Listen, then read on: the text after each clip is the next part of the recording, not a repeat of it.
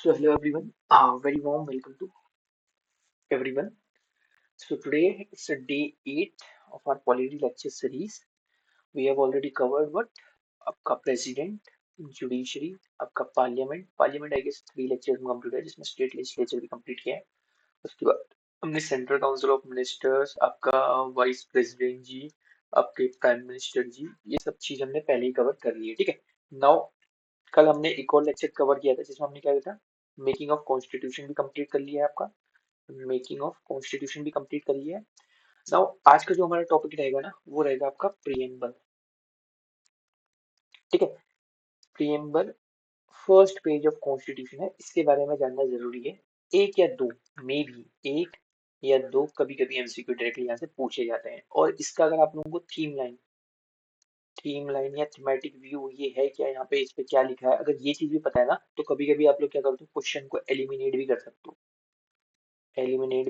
हो. जब हम आगे जा करके पूरा जब हमारे टॉपिक्स कंप्लीट हो जाएंगे, आई थिंक 5 6 टॉपिक पढ़े हैं इसके बाद भी, ज्यादा टॉपिक नहीं है, तो वो कंप्लीट होने के बाद जब हम क्वेश्चन सीरीज देखेंगे ना तब जाकर के आपको इसका वैल्यू पता चलेगा. तो डायरेक्टली जंप इन करते हैं अपने टॉपिक पे. मैंने क्या बोला, आपका आज का मेरा टॉपिक है प्रियम्बल. अच्छे से लिखिए, preamble.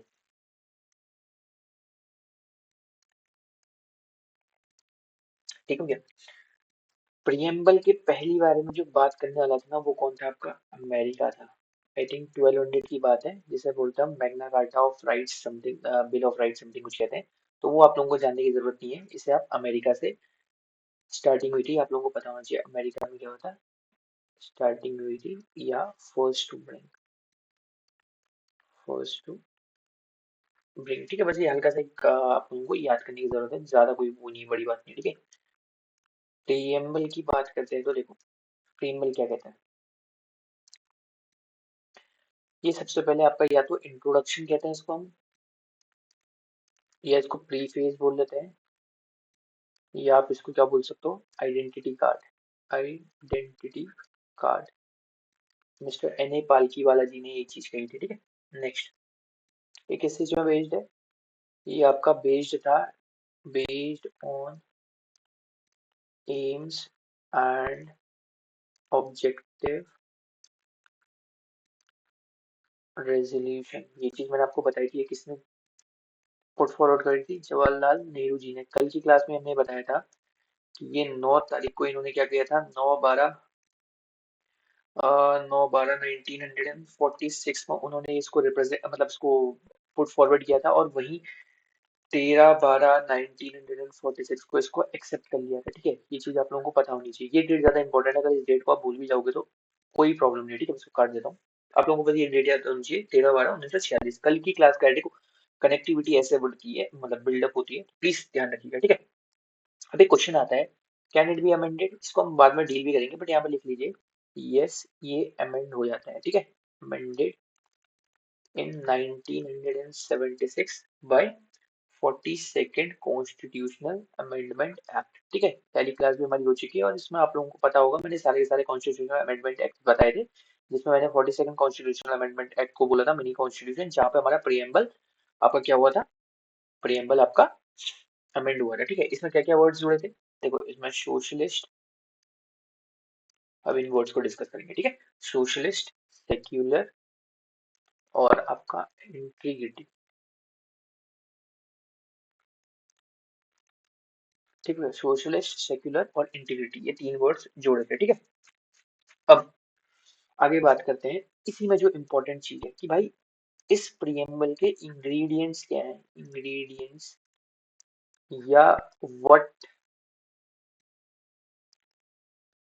Preamble is made up of, आप कुछ भी बोल सकते हो इन दोनों में. ठीक है. नेक्स्ट, सबसे पहली चीज जो ये चीज बताएगी हम लोगों को, इसमें बताता है हमारा सोर्स. सोर्स कहाँ से मिलता है हमें, ये सोर्स ऑफ पावर, इसको अच्छे से पूरा लिखते हैं. सोर्स ऑफ पावर क्या है, सिटीजन ऑफ इंडिया. ये मैंने कल आप लोगों को बताया था कि एम्स एंड ऑब्जेक्टिव रेजोल्यूशन का पहला पॉइंट यही था. ठीक है. नेक्स्ट क्या है इसका, नेचर किसका, हमारे इंडिया का, जिसे हम नेचर ऑफ स्टेट बोल देते हैं, ठीक है। अपनी स्टेट से कंफ्यूज ना होना, 28 स्टेट से इंडिया को एज अ स्टेट यहाँ पे कंसिडर किया गया, ठीक है। तो हम क्या बनाएंगे, आपका सोवरेन, सोशलिस्ट, सेक्युलर, डेमोक्रेटिक। अब ये सारे के सारे वर्ड्स हम इसके बाद पढ़ेंगे, ठीक है। डेमोक्रेटिक रिपब्लिक, ये इसका क्या है, नेचर ऑफ स्टेट होनी चाहिए, ठीक है। इसका ऑब्जेक्टिव क्या था, और मैं आपको बताऊंगा, देखो ऑब्जेक्टिव क्या था, जस्टिस, इक्वालिटी, आपका लिबर्टी, और आपका फ्रेटर्निटी, ठीक हो गया। इसको अडॉप्ट कब किया था, सबसे बड़ी जो इसमें इंपॉर्टेंट पॉइंट है वो क्या है, इसका अडॉप्ट। देखो अडॉप्शन कब किया था, ये हुआ था आपका कितना, अडॉप्शन डेट इसकी 26 नवंबर, जिस दिन हमारा कॉन्स्टिट्यूशन इनेक्ट हुआ था लास्ट, 26 नवंबर 1914। आई गेस उस दिन लास्ट इसकी क्या थी, मीटिंग थी। नाउ अगर मैं आप लोगों को बताने की कोशिश करूँ ना, देखो प्रियम्बल बना ये कैसे, यहाँ पे लिखा है, तो ध्यान से समझने की कोशिश करना, आप लोगों को बताया यहाँ पे लिखा गया आपका the constitution of India, first heading है, ठीक है। फिर यहाँ पे आपका प्रियम्बल समझो, प्रियम्बल लिखा गया है, और इसकी जो फर्स्ट राइटिंग है ना, we the people of India, we the P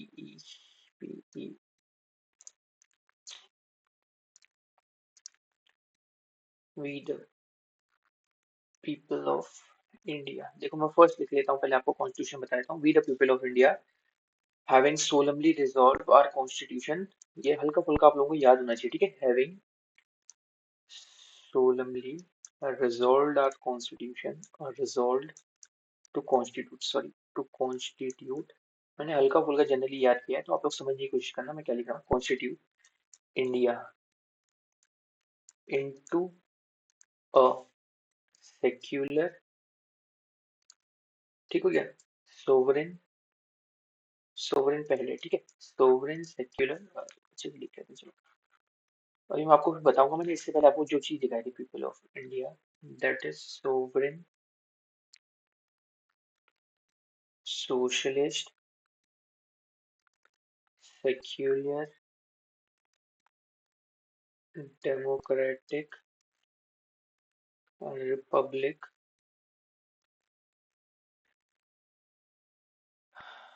and to secure our citizens, to secure all its citizens, all its citizens। देखो मैं यहाँ पे लिख लिख के इसलिए बता रहा हूँ ना, लिखने से सबसे बड़ी चीज क्या होती है कि आप लोगों का कंसंट्रेशन बहुत अच्छा बनता है, ये चीजें आपको याद रहती है, ठीक है। इसके बाद इसमें बोला गया आपका जस्टिस, लिबर्टी, और आपका इक्वालिटी, आपका फ्रेटर्निटी, इनके बारे में भी एक्सप्लेन किया गया, ठीक है। ये आप लोगों को पढ़ अभी जब हम आगे पढ़ेंगे तो मैं आपको बताऊंगा, ठीक है। जैसे जस्टिस क्या है, जस्टिस आपका सोशल, इकोनॉमिकल और पॉलिटिकल है, सोशल, इकोनॉमिकल और पॉलिटिकल। लिबर्टी किस चीज की चाहिए आपको, लिबर्टी चाहिए आपको अपने थॉट्स की, आपके एक्सप्रेशंस की, आपके बिलीफ की, फेथ की, एंड वर्शिप की, ठीक है। अभी इसको एक्सप्लेन करूंगा अच्छे से। इक्वालिटी की बात करें किस चीज की, आपके स्टेटस की, ठीक हो गया। उसके बाद फ्रेटर्निटी की बात करें, क्या है, भाईचारा है, जो किसके बारे में बताता है, आपका इंटीग्रिटी के बारे में बता रहा है, ठीक हो गया। नाउ इसके बाद क्या लिखा, इन our constituent assembly, in our constituent assembly the 26th day of, day of day of November 1949 do here by adopt. देखो इसको एक काम करते हैं, 26 नवंबर को इसी लिख देते हैं, 26 नवंबर 1949, सिंपल सा लिखते हैं, पूरा का पूरा करने की जरूरत नहीं है। आप लोग किसी भी बुक में इसको देख सकते हो, या आप आपके पास एनसीईआरटी वगैरह कुछ भी पड़ी हुई है ना, उसमें साफ लिखा हुआ है, ठीक है, बस मैं यहाँ पे एक्सप्लेन करने के लिए लिख रहा हूँ, ठीक है। Adopt, enact and give ourselves this constitution. देखो अभी मैंने ये चीज लिखाई क्यों और इतनी ज्यादा मैंने मेहनत क्यों करी, ठीक है। अभी जस्ट मैंने आप लोगों को कुछ चीजें एक्सप्लेन करी थी, क्या करी थी, कुछ चीजें एक्सप्लेन करी थी, वो क्या थी कि आपका सोर्स ऑफ पावर क्या था। तो मैंने बोला था ना, ये लाइन देखो, we the people of India, ये क्या है आपका सोर्स ऑफ पावर है, जो हमें यहाँ से मिलता है, ठीक है। उसके बाद मैंने क्या बोला था, nature of state, nature of state क्या था, sovereign socialist secular democratic Republic, ये क्या है आपका नेचर ऑफ स्टेट है, ठीक है। ये क्या है, justice, liberty, equality and fraternity. इसी चीज को हम क्या बोलते हैं आपका, आपके ऑब्जेक्टिव्स जो हम अपने लोगों को देंगे, ऑब्जेक्टिव, ठीक हो गया। उसके बाद जो मैंने लास्ट में डेट लिखी 26 नवंबर 1949, इसी को क्या बोलते हैं आपका डेट ऑफ एडॉप्शन, ठीक हो गया। Hereby adopt and enact, यहाँ पर चलिए लिख देते हैं एंड इनेक्ट, एंड इनेक्ट, ठीक हो गया। थोड़ा सा यहाँ ज्यादा ठंडा है, राइटिंग खराब हो रही थी, तो मुझे बता देना कहीं पे कोई प्रॉब्लम आ रही है, ठीक है। Source of power, objective, date of adoption, nature of state, ये सारी की सारी क्या है हमारा आपका प्रियम्बल बताता है, ठीक है। तो फर्स्ट चीज पे हम जाते हैं आपका सोवरेन, SOVEREIN, स्पेलिंग गलत लिख रहा हूँ, SOVEREIN,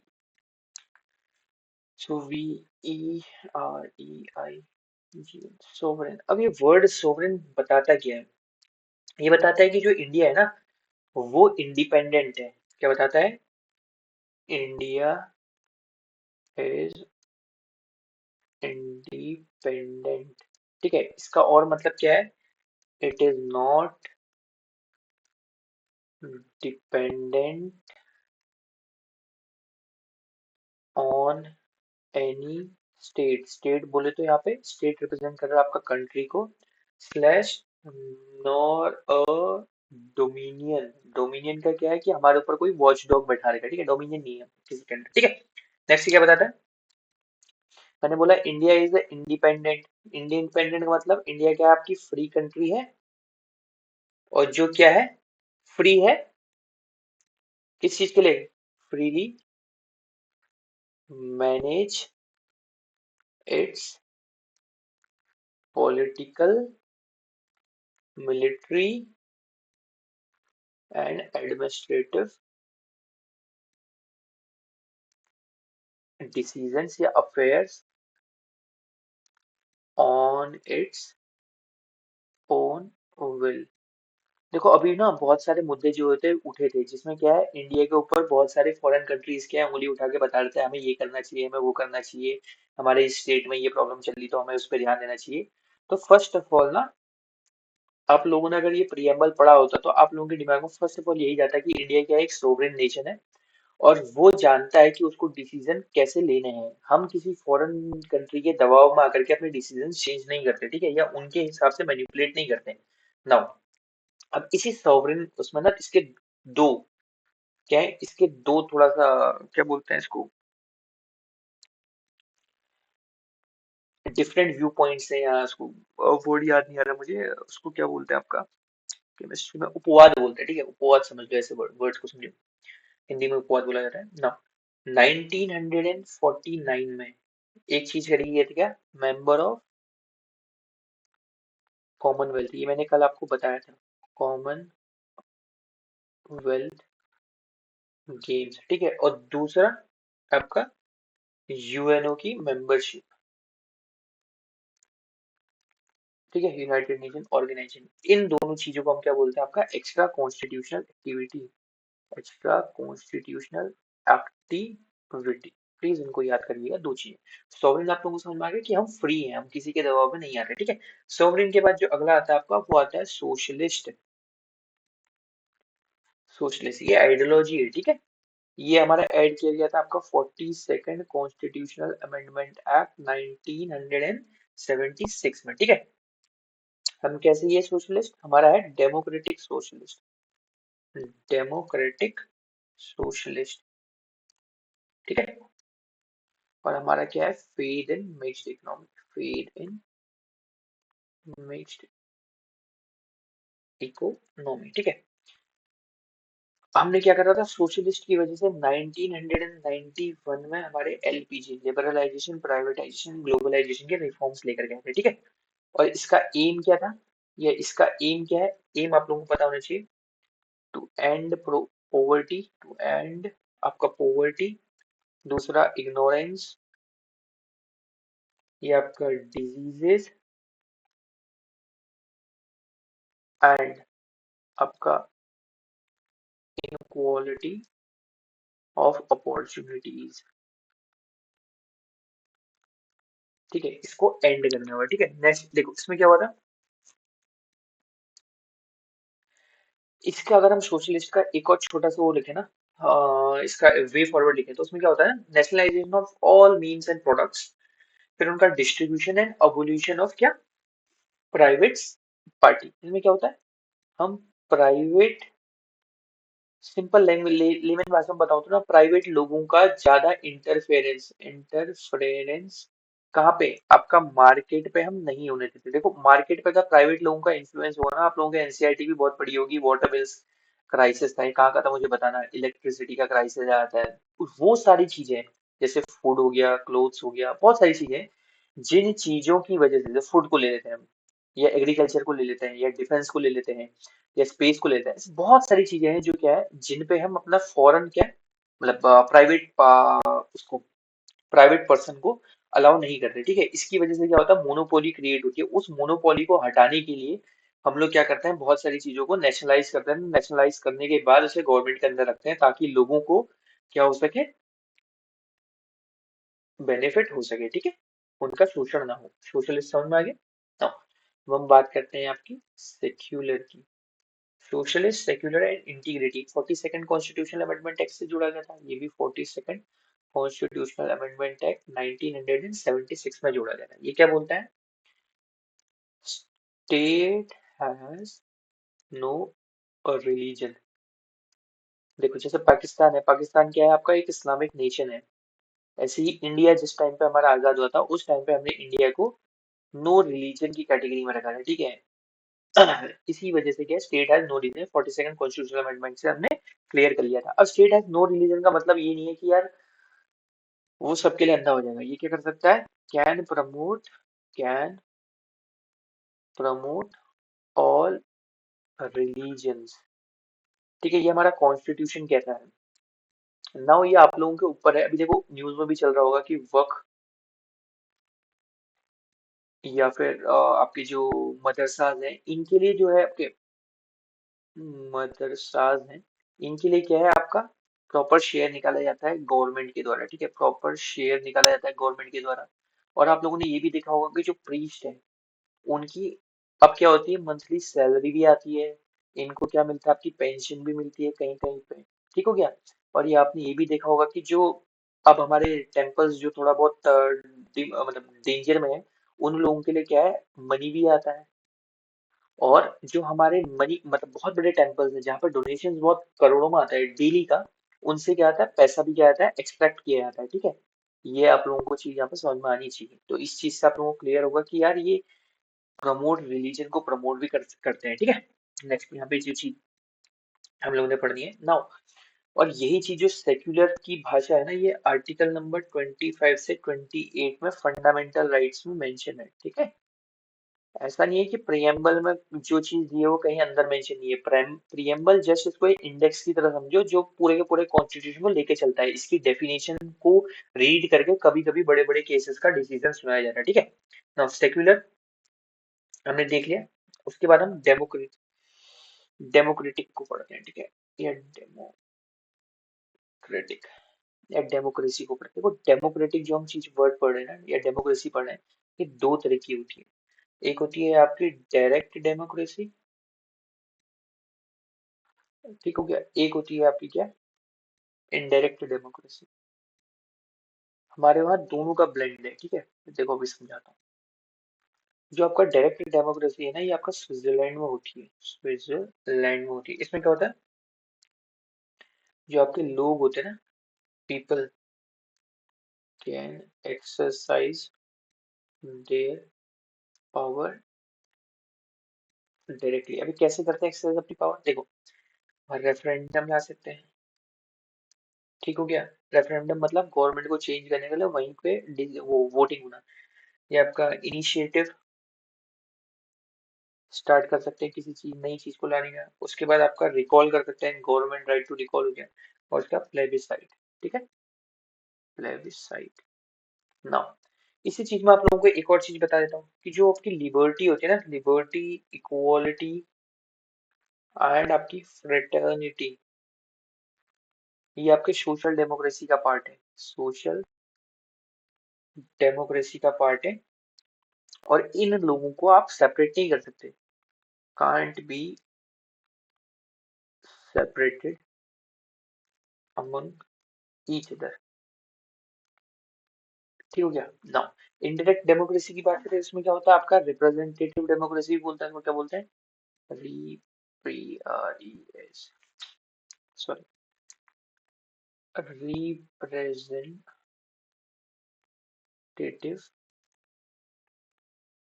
इसको डेमोक्रेसी भी बोलते हैं। इसमें क्या होता है ना, जो आपके लोग होते हैं, जो आपके पीपल्स होते हैं, ये अपने ही पीपल्स में से कुछ लोगों को चुनते हैं, अपने रिप्रेजेंटेटिव चुनते हैं, रिप्रेजेंटेटिव चुनते हैं यहाँ पे। और यही लोग आपके क्या करते हैं, रूल करते हैं, गवर्नमेंट को रन करते हैं, आपके लिए लॉज बनाते हैं, ठीक हो गया, ये सारी चीजें। अब आप लोगों ने ये देखा होगा कि यार हम लोग अपने एमपी, एमएलए और एमएलसी को चुनते हैं, ठीक है। यही लोग आपस में हमारे लिए पीएम को चुनते हैं, प्रेसिडेंट को चुनते हैं, वाइस प्रेसिडेंट जी को चुनते हैं, स्पीकर को चुनते हैं। ये आप लोगों ने देख लिया। अब मैंने आपको बोला एक ब्लेंड है, क्या है, दोनों का। कैसे ब्लेंड है, देखो, डायरेक्ट डेमोक्रेसी हमारी कहाँ पे आती है, ये आपकी आती है ग्रास रूट लेवल पे। ग्रास रूट लेवल पे कहाँ पे, आपका पंचायत में, पंचायत में, ठीक हो गया। इस चीज को हम जब डायरेक्ट पढ़ेंगे ना, तब मैं आपको समझाऊंगा डायरेक्ट डेमोक्रेसी यहाँ से उठाई गई है। इसका पूरा का पूरा चीज नहीं उठाई गया है, थोड़ा थोड़ा चीजें जो है उठाई गई है, जैसे हम उठाते हैं, ठीक है। आप लोगों को डेमोक्रेटिक समझ में आया ना। डेमोक्रेटिक पढ़ने के बाद हम पढ़ते हैं आपका republic, republic of peoples republic of China. जैसे चाइना अपने आप को ये बोलता है, वैसे ही हम क्या बोलते हैं, रिपब्लिक बोलते हैं। देखो रिपब्लिक समझने के लिए ना, आप लोगों को समझ में आना चाहिए दो चीजें। क्या, डेमोक्रेटिक पॉलिटी में, डेमोक्रेटिक पॉलिटी के अंदर आपको दो चीजें समझ में आनी चाहिए। फर्स्ट चीज आपको मोनार्की समझ में आना चाहिए। मोनार्की में क्या होता था, आपका जो हेड होगा ना, वो या तो किंग होगी या आपका क्वीन होगा। जैसे आपका ब्रिटेन है, ठीक हो गया। और ये क्या है, आपकी एक हेरिडिटरी पोजीशन होगी, हेरिडिटरी पोजीशन। कल के दिन मैं उठ के किंग और क्वीन नहीं बन सकता, ठीक है, ब्रिटेन का। ये चीज आप लोगों को समझ में आनी चाहिए, उन्हीं के लोग बनेंगे। नो, जैसे मैंने बोला मोनार्की, इसमें किंग या क्वीन का रूल होता। वैसे ही अब मैं आपको समझाऊंगा रिपब्लिक। रिपब्लिक में क्या होता था, यहाँ पे जो हेड होता है ना, हेड, वो डायरेक्टली स्लैश इनडायरेक्टली क्या होता है, आपका इलेक्ट होता है। क्या होता है, इलेक्ट होता है। कब, for fixed interval of time, interval of time. देखो इनडायरेक्टली बात करो तो हमारा प्रेसिडेंट ले लेते हैं, और कुछ हद तक हम डायरेक्टली बात करो तो आपका पीएम को ले लेते हैं, ठीक है। ये कहाँ का आपका है, आपका यूएसए और इंडिया में, ठीक है। रिपब्लिक का मतलब क्या है ना, जो आपकी पॉलिटिकल सोवरेनिटी है, पॉलिटिकल सोवरेनिटी मतलब आपकी जो पॉलिटिकल वो है, क्या बोलते हैं, आपकी इच्छा, वो हमने क्या कर रखा है, लोगों को दे रखी है, ना कि एक सिंगल पर्सन को, सिंगल पर्सन को, ठीक है। ये पावर हमने चुनने की। उसके बाद क्या, और आपकी जो पब्लिक ऑफिस है, पब्लिक ऑफिस, कल के दिन आप कोई भी गवर्नमेंट ऑफिस में चले जाते हो अपने काम करने के लिए, तो वो इसी वजह से वो क्या है, ओपन है। क्यों? क्योंकि हम लोगों ने इसको ओपन कर रखा है हर किसी के लिए, open for everyone, whether it's male female child old age person, किसी का भी यहाँ पे क्या है, कोई रेस्ट्रिक्शन नहीं है, ठीक है, नो रेस्ट्रिक्शंस, ठीक है। ये आपका रिपब्लिक आपको बताता है। हम जस्टिस की बात करते हैं, जस्टिस हमने किस चीज के लिए लिया है, जस्टिस, जस्टिस हमारा क्या वो करता है, ये थ्री टाइप के जस्टिस को एम्ब्रेस करता है, ठीक है, थ्री टाइप्स ऑफ जस्टिस को ये एम्ब्रेस करता है, एम्ब्रेस मतलब बढ़ावा देता है। क्या क्या है वो है आपके सोशल, इकोनॉमिकल और पॉलिटिकल, सोशल, इकोनॉमिकल और पॉलिटिकल। देखो जो आपका सोशल और इकोनॉमिकल है ना, इसे हम बोलते हैं डिस्ट्रीब्यूटिव जस्टिस, ठीक हो गया ना। ये हमने लिया कहाँ से था, ये लिया था आपका रशियन रिवॉल्यूशन 1917 से लिया था। देखो सोशल इकोनॉमिकल पॉलिटिकल हमारे जस्टिस के क्या है, ऑब्जेक्टिव्स हैं जिनको हमने प्रोवाइड देना है लोगों को। सोशल जस्टिस और economical justice and political. Social क्या हो गया यार, उनके राइट्स के लिए हो गया आपका।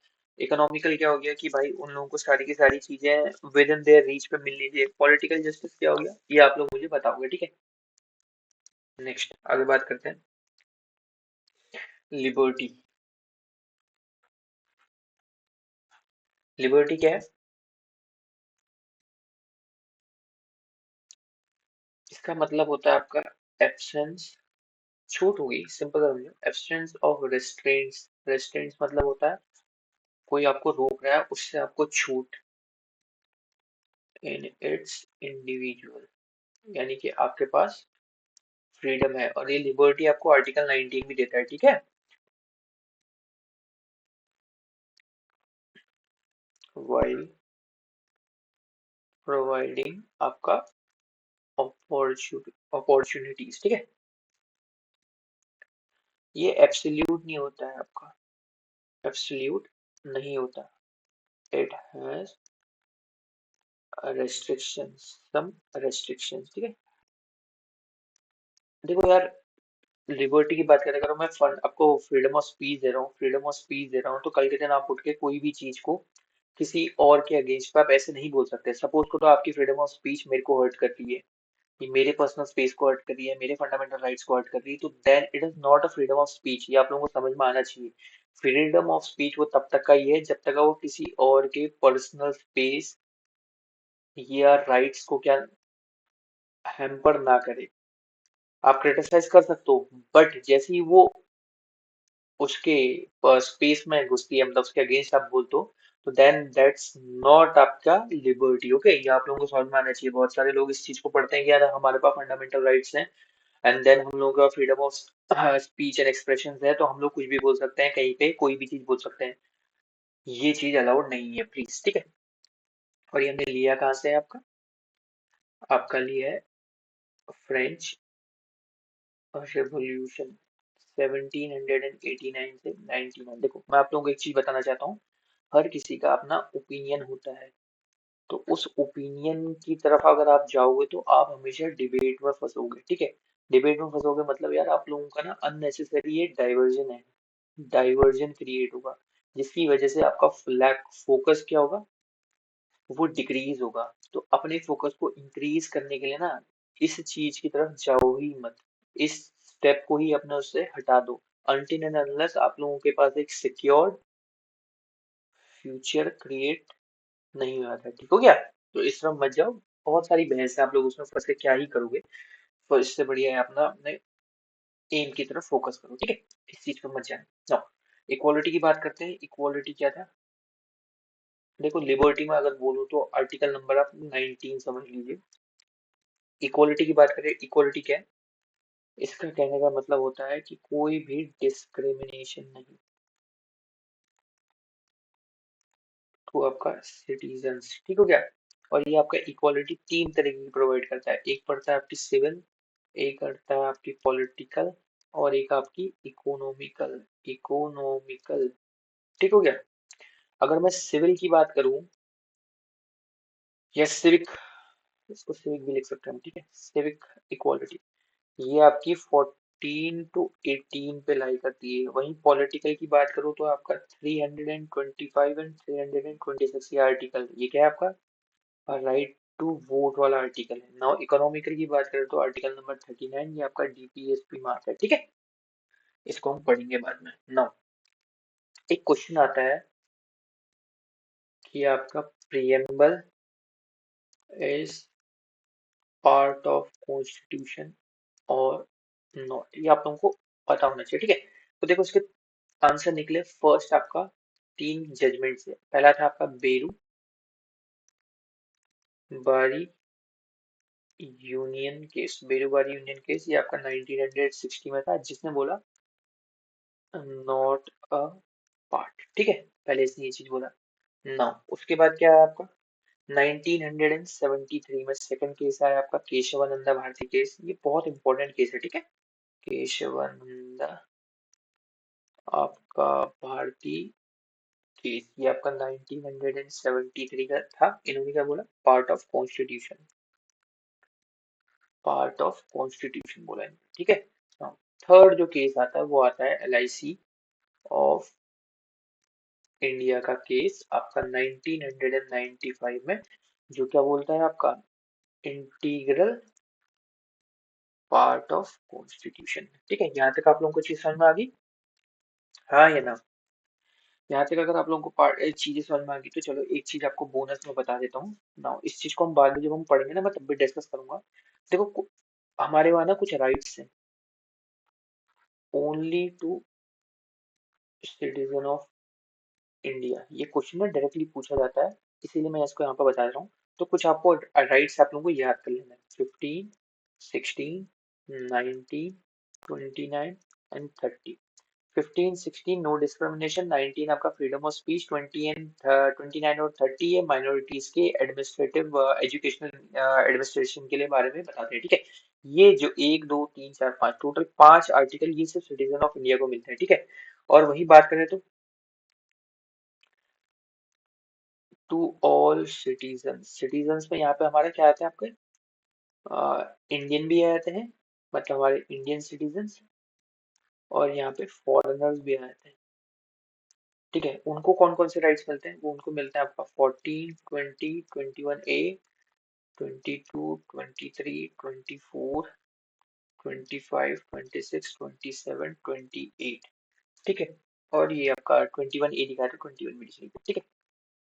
ये राइट्स मिलते हैं ना। जैसे 14 की बात है राइट टू इक्वालिटी हो गया, 20 हो गया तुम्हारा नो इंक्रिमिनेशन डबल जियोपार्डी वाला हो गया, 21 राइट ये एजुकेशन के लिए हो गया, 22 आपका क्या था कल्चरल एजुकेशन, नहीं इसमें नहीं है, 22 right to life protection against, ये 20 21 22 ये तीनों के तीनों क्या है आपके, तीनों एक ही राइट है। ज्यादातर जुडिशियल कस्टडी के बारे में बात करता है, मैं इसको जब पढ़ाऊंगा तो बात कर लेंगे। 23 आपका कल ये बेगार से वो करता है, मतलब ये हार्मफुल साइट्स पे बच्चों को जॉब करने से मना करता है। 24 भी आपका सेम चीज है, बेकार के लिए मना करता है। 25 26 27 28 ये आपके रिलीजन को प्रोफेस, आप लोग कोई भी रिलीजन मान सकते हो, उसको प्रोफेस कर सकते हो, उसके लिए एजुकेशनल इंस्टीट्यूट बना सकते हो, टैक्स वगैरह सिस्टम ये चीजें होती हैं।